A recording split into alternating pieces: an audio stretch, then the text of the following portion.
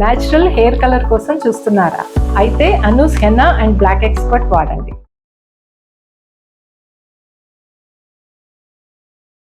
One week తర్వాత uncle కి health మంచిగా లేదని ఫోన్ వచ్చింది ఊరి నుంచి.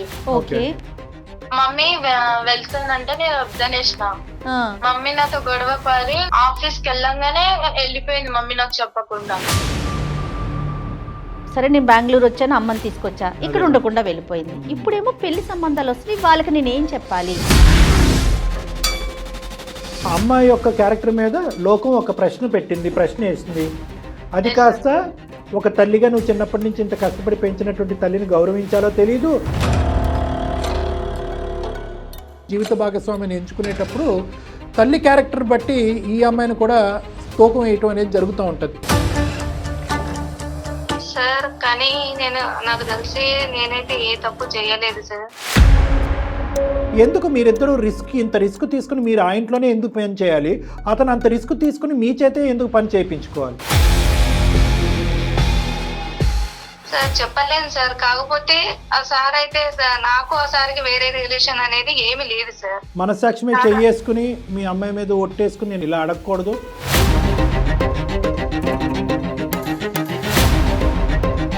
ఇప్పుడు ఎందుకంటే మీ అమ్మాయి సంబంధించిన జీవితం, తల్లి కూతుర్ల బంధం, సమాజంలో ఉండే పరువు చాలా ఉన్నాయి ఇక్కడ అంశాలు.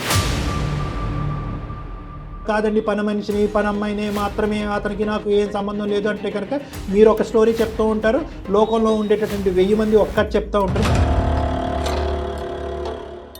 అతనికి మీ మనసులో ఒక స్థానం ఉందా? మీకు అతని మనసులో ఒక స్థానం ఉందా? ఇంతవరకు చెప్పండి.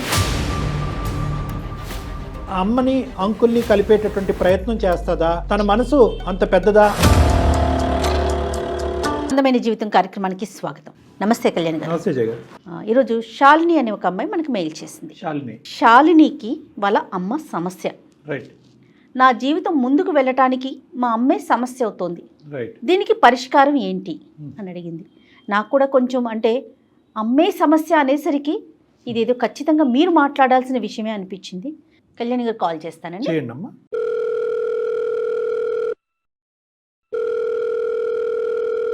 హలో, నమస్తే అండి. నేను జయానండి, సుమన్ టీవీ నుంచి మాట్లాడుతాను. శాలిని గారేనా మాట్లాడేది? మ్యామ్ నేనే మాట్లాడుతున్నాను. Right right. Thank you so much ma'am, నేను మెయిల్ చేయంగానే యాక్సెప్ట్ చేసినందుకు.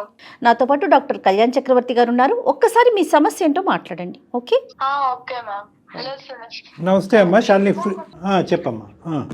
నా పేరు శాలిని సార్, బెంగళూరు నుంచి మాట్లాడుతున్నా. ఓకే. మా ప్రాపర్ ఏమో నిజామాబాద్ మ్యామ్. ఓకే. నా ప్రాబ్లం మమ్మీ బిహేవియర్ మీద. మీ అమ్మగారి యొక్క ప్రవర్తనతో మీకు ప్రాబ్లం ఉంది. ఓకే. ఇప్పుడు బెంగళూరులో ఏం చేస్తున్నారు మీరు? జాబ్ చేస్తున్నా మ్యామ్. ఓకే. మ్యారేజ్ అయ్యిందమ్మా నీకు? లేదు సార్, కాలేదు. మీరు ఎంతమంది? నేను ఒక్కదాన్నే, మమ్మీ నేను అంతే. నాన్నగారమ్మా? నాన్నగారు లేరు మ్యామ్. లేరంటే? చనిపోయారు. ఎప్పుడమ్మా? నాకు తెలియక ముందే చనిపోయారు. తెలియదు. నీ వయసు ఎంత? నాకు 25 years. అమ్మ అప్పటి నుంచి ఇప్పుడు 25 years వరకు ఇంకొక పెళ్లి ఏమీ లేకుండా నిన్నే పెంచుకుంటూ అమ్మ అలా కాపాడుకుంటూ వచ్చింది, అంతేగా? Yes sir. సంతోషం. మరి ఇప్పుడు సమస్య ఏంటమ్మా? అంత కష్టపడినటువంటి తల్లి నీకు సమస్య అవటం ఏంటి? అంటే నాకు తెలియని వయసులో డాడీ చనిపోయారు సార్. మాకు ఒక తెలిసిన అంకుల్ వాళ్ళు ఉండే. అంకుల్ వాళ్ళ ఇంటికి డైలీ వెళ్తుండే మమ్మీ. అంకుల్ నాకు బట్టలు అవన్నీ కొనిస్తుండే. చుట్టుపక్క వాళ్ళందరూ మమ్మీ గురించి చెడుగా మాట్లాడినారు. ఇక నాకు ఎందుకు ప్లాన్ వదిలేసా. ఇక కొంచెం పెద్దగా అయినాక మమ్మీకి అడిగితే నువ్వు చిన్న పిల్లలు ఎక్కుండు, నీకు అవసరం లేదన్నది. ఒక్క నిమిషం శాలిని, అంకుల్ ఎవరమ్మా? మీ చుట్టాలా, మీ దగ్గర బంధువులా, ఎవరు? మాకు తెలిసిన అంకుల్ ఆయన.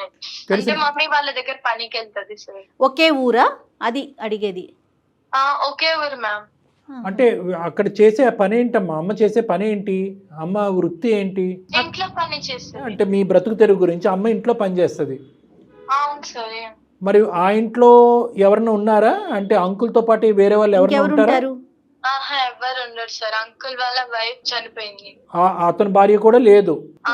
మరి అంకుల్ కి పిల్లలు ఉన్నారు, యుఎస్ లలో ఉన్నారు. పెద్ద పిల్లలేనా?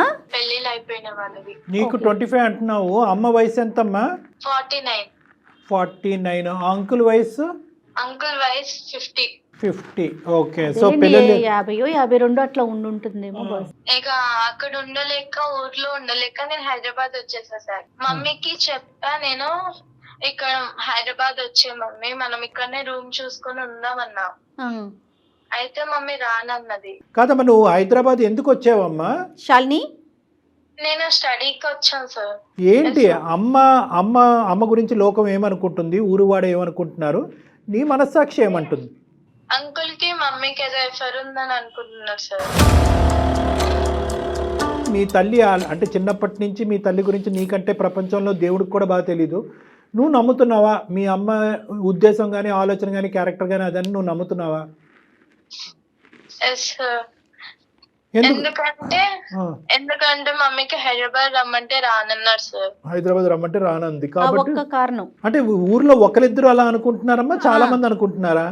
ఆ ఊరందరు చాలా మంది చాలా ఇదే అనుకుంటున్నారు. సరే, మరి ఎప్పుడైనా నువ్వు అమ్మ మరి అందరు ఇలా అనుకుంటున్నారు, నేను స్కూల్కి కాలేజీకి వెళ్ళడానికి నాకు పరువు తక్కువగా చిన్నగా అనిపిస్తుంది, మరి నువ్వు పని అక్కడ మానేసి వేరే పని చూసుకో అమ్మా అని నువ్వు చెప్పలేదా?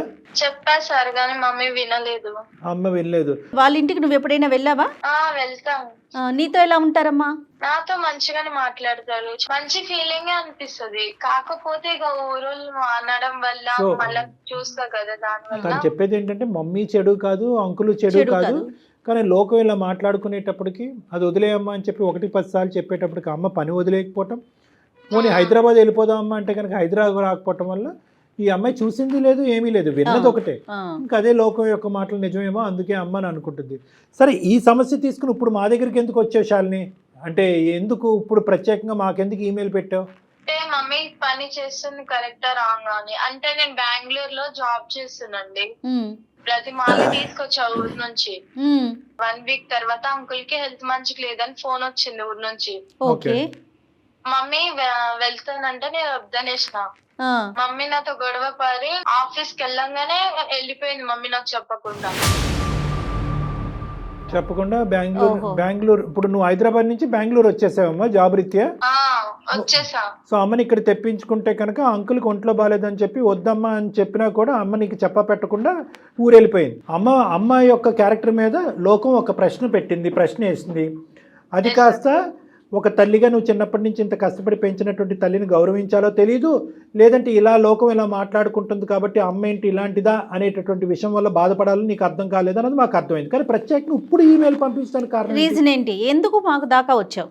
నాకు సంబంధాలు వస్తున్నాయి సార్.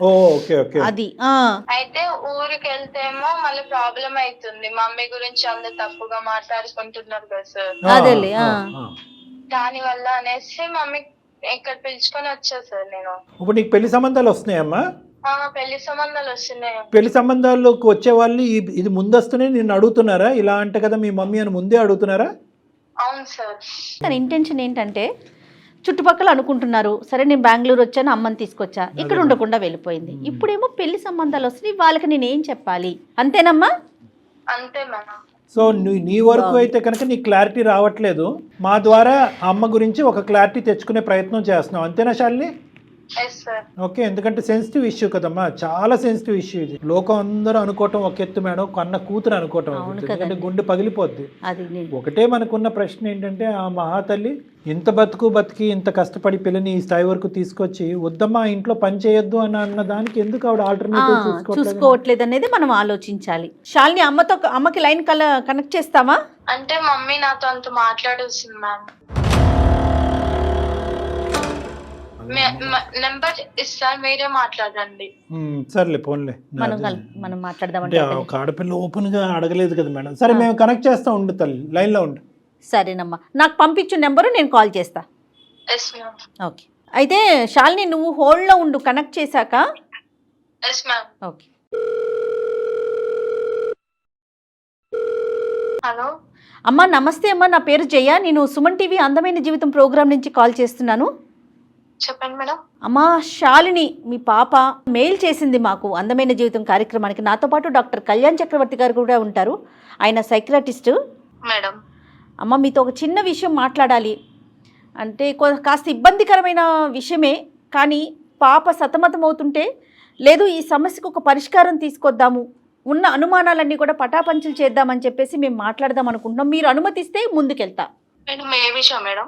అమ్మ మీ మీ పేరమ్మా? పేరమ్మా? సరస్వతి అమ్మ సార్. సరే. మేడం. సరస్వతి గారు. సరస్వతి గారు నమస్తే అమ్మ. నా పేరు డాక్టర్ కళ్యాణ్ చక్రవర్తి. నమస్తే సార్. నమస్తే. శాలిని గారితో మాట్లాడిన శాలిని మీ అమ్మాయితో మాట్లాడిన తర్వాత ఆ అమ్మాయి మీతో మాట్లాడటానికి సంకోచిస్తుంటే డైరెక్ట్గా మేము ఇలా కాల్ చేసి మిమ్మల్ని సర్ప్రైజ్ చేయవలసి వచ్చింది. ఒక 2 నిమిషాలు ఓపిక పట్టండి అమ్మా. ఇప్పుడు ఎందుకంటే మీ అమ్మాయి సంబంధించిన జీవితం, తల్లి కూతుర్ల బంధం, సమాజంలో ఉండే పరువు చాలా ఉన్నాయి ఇక్కడ అంశాలు.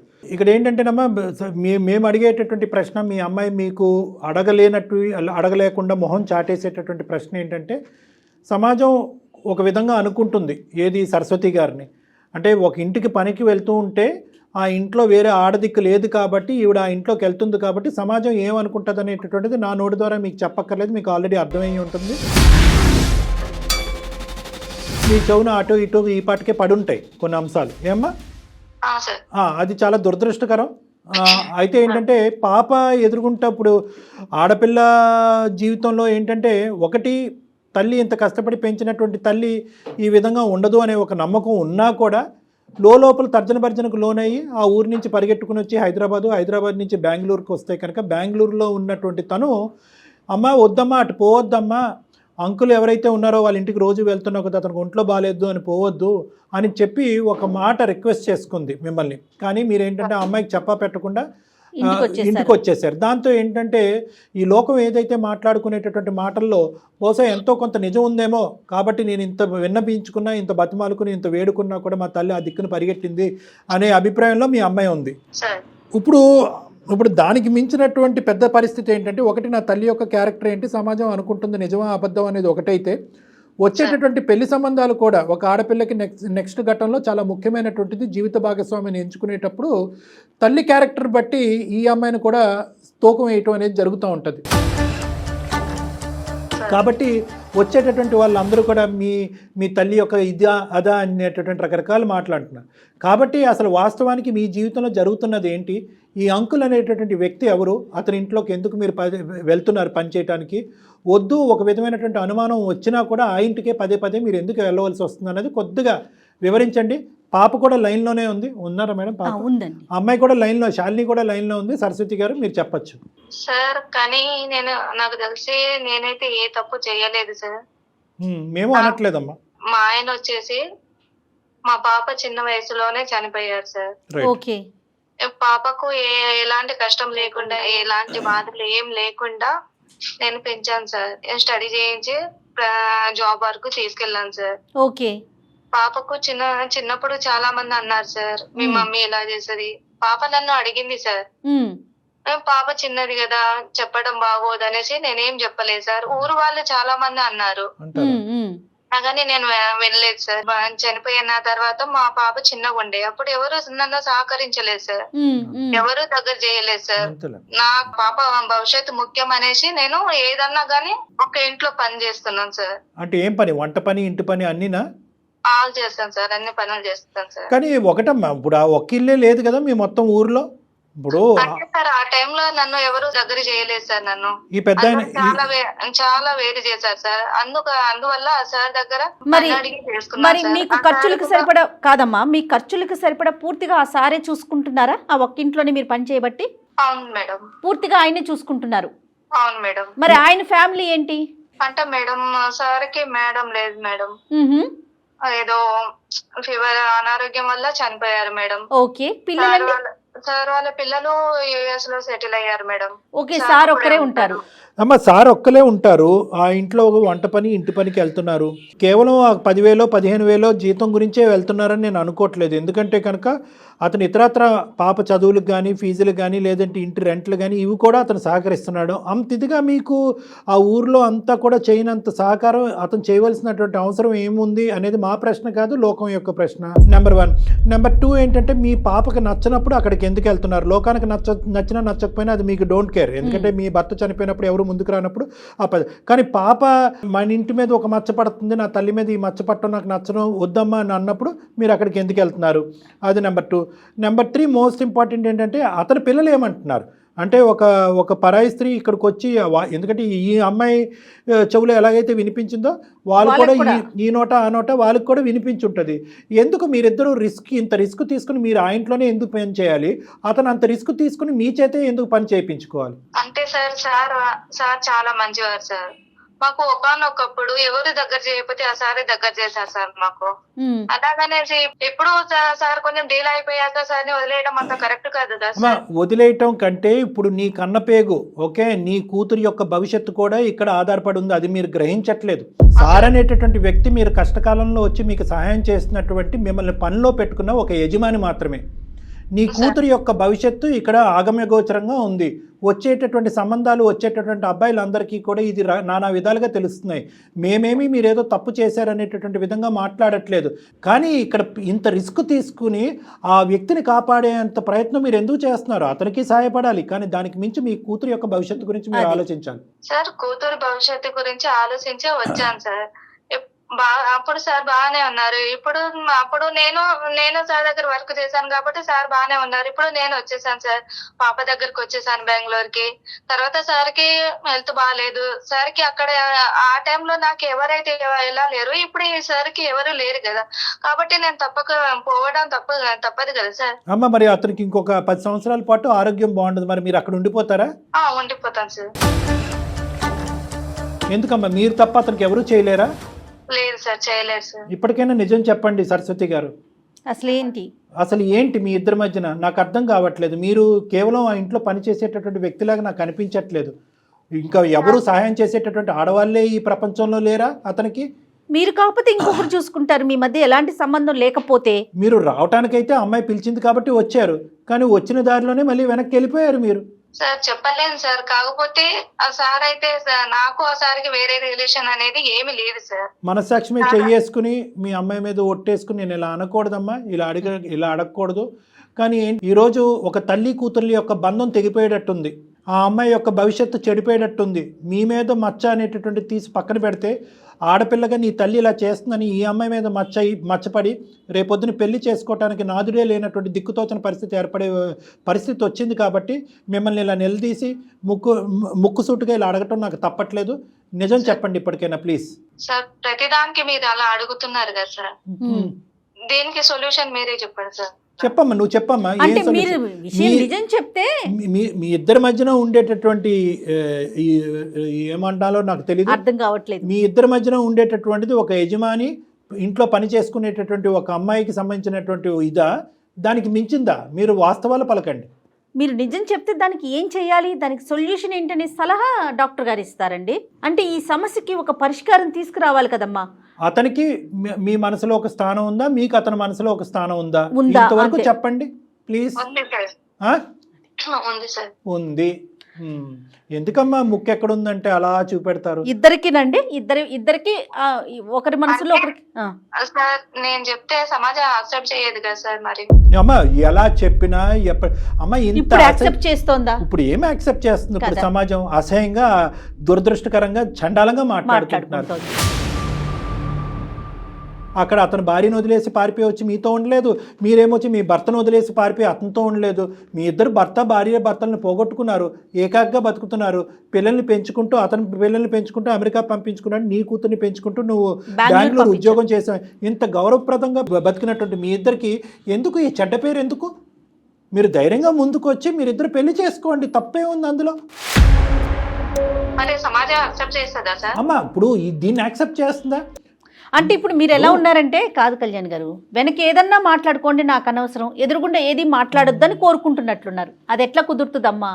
అది మీ వరకు పోనీ మీరు యాక్సెప్ట్ చేస్తారు, పాప యాక్సెప్ట్ చేయలేకపోతుంది కదా. ఈ ముద్ర పాప మీద పడుతుంది కదా.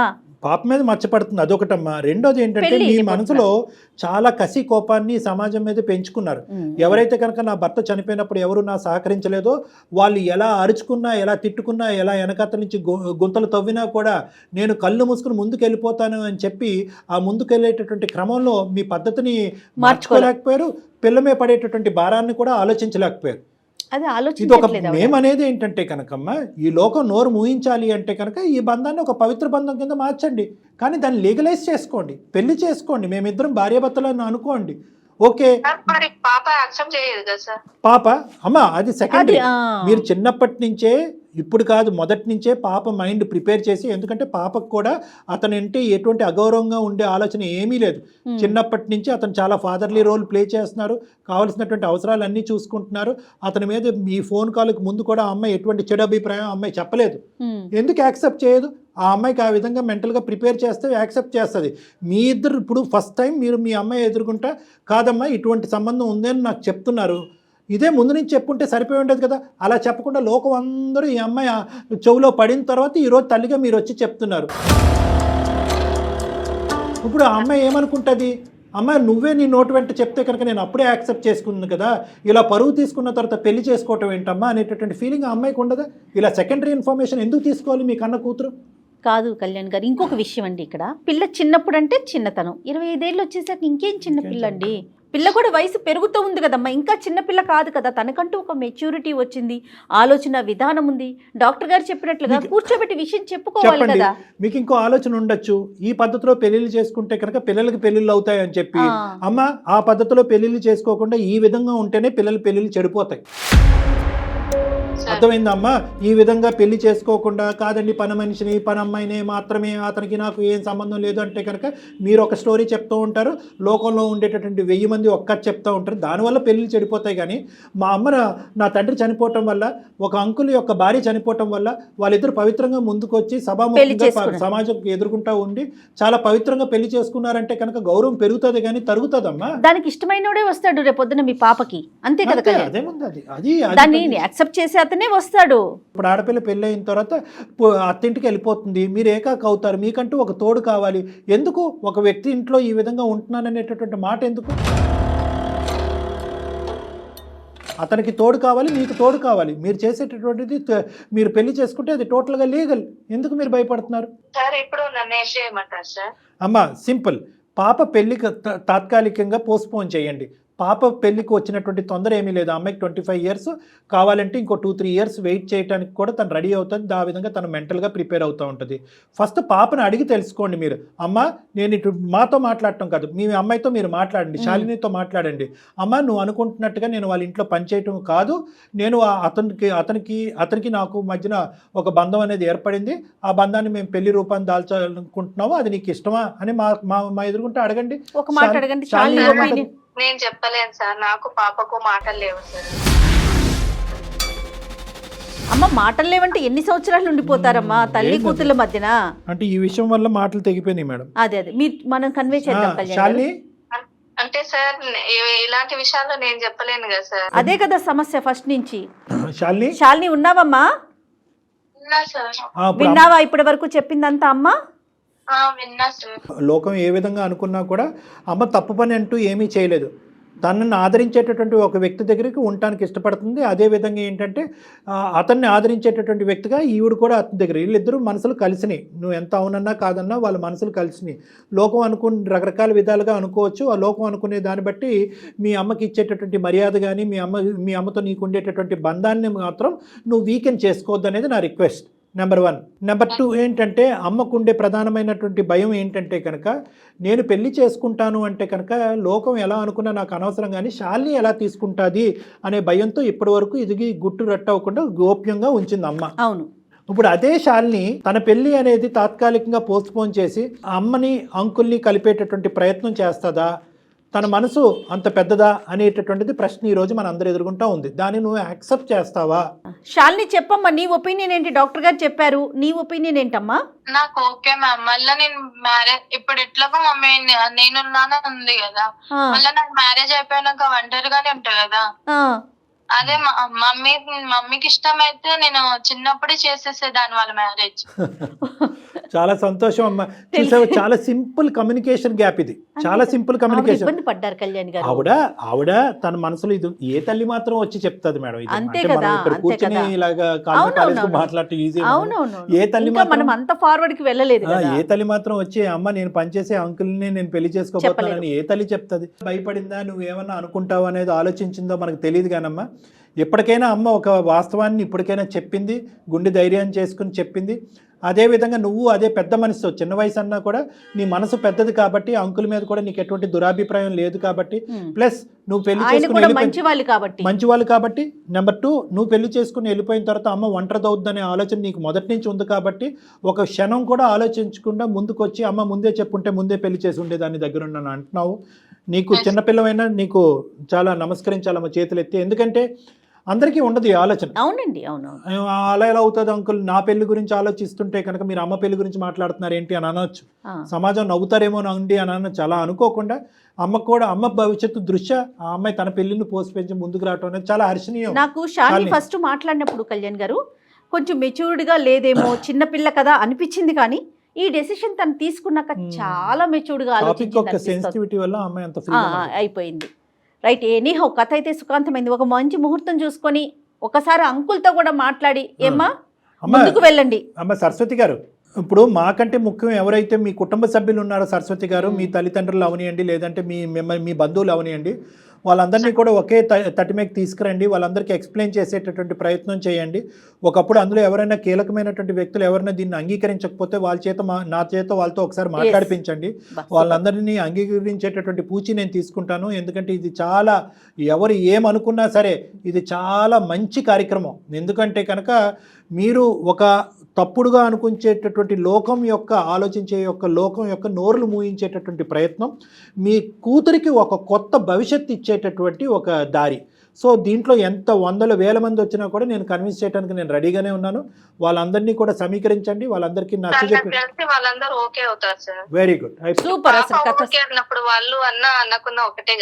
అంతే కదా, ఇంకా ముందుకు వెళ్ళండి హ్యాపీగా. ఓకేనమ్మా సరస్వతి, శాలిని. నమస్తే. చాలా సింపుల్ గా సొల్యూషన్. ఎంత చక్కటి విషయం చెప్పారో కళ్యాణ్ గారు. నాకు పర్సనల్ గా కూడా, అంటే ఎందుకంటే ఒక స్త్రీ జీవితం ముందుకెళ్తోంది చూడండి. అంటే ఈ వయసులో పెళ్ళా అనుకునే వారికి పెళ్ళి అంటే ఒక్క కాజే చూడకూడదు కదా, జీవితాంతం ఒక మనిషికి ఇంకొక మనిషి తోడు కదండి, అది చాలా అవసరం. మీరు చెప్పిన వెంటనే నాకు పర్సనల్గా చాలా మనసులో భలే సంతోషం అనిపించిందండి. Thank you so much Kalyan గారు. నమస్తే.